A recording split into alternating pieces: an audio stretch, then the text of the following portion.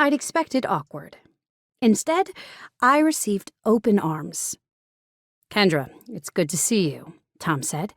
We were in one of his disinfectant-scented examining rooms, Lexi on a chair behind me, and Odin uneasily up on the shining metal table, thanks to a big boost from me. Edith, Tom's young receptionist with the older name, had welcomed me and found a room immediately, emergency or not. She'd promised to get Dr. V's attention fast, and she had. I used the term open arms figuratively, though. He'd shaken my hand, warmly, but no hugs, which was only appropriate considering that he assumed I was in a committed relationship. Unless he'd seen it on the news, he had no way of knowing that the other person in that relationship, committed or not, had apparently evaporated into some unknown ether. Although it was just as well that Tom refrained from embracing me.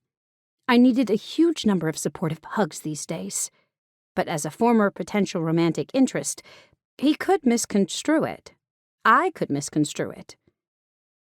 "Good to see you too, Tom." At least I was truthful about that, since he was a very good vet when I needed one.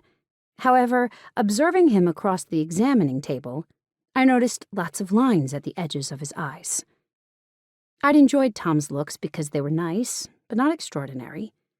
He was nearly 6 feet tall with regular features, and his dark hair formed an adorable widow's peak right in the middle of his forehead.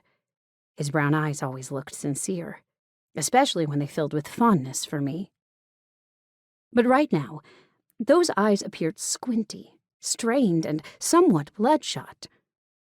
I didn't have time to ask how he was before he started tending to Odin's injury. He made shaving around it, cleansing it, treating it with antibiotics, and bandaging it appear simple. "He should be fine," Tom soon said. "If he starts biting at the bandage, we may have to fit him with a plastic collar, but see how he does for now." Odin appeared more bored than bitey. He lay down on the table, regarding me almost affably for having brought him here. That had to be good. He didn't seem to be hurting. Tom, on the other hand, looked haunted. "And you?" I inquired softly. "How are you doing, Tom?" Could he be mourning the loss of me and what we might have had? The possibility made me go all gooey inside, even though our separation had been entirely my choice.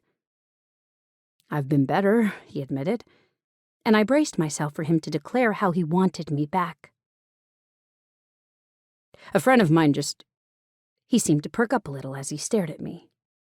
A friend? Clearly this wasn't about me, which was entirely right. Wasn't it? "Kendra, maybe you can help." His tone sounded stronger. "You told me when we went out to dinner and all that you jokingly considered yourself a murder magnet." I opened my mouth to protest that I hadn't been joking as much as I wanted to be, but I stayed silent. This was about a murder? A friend's murder?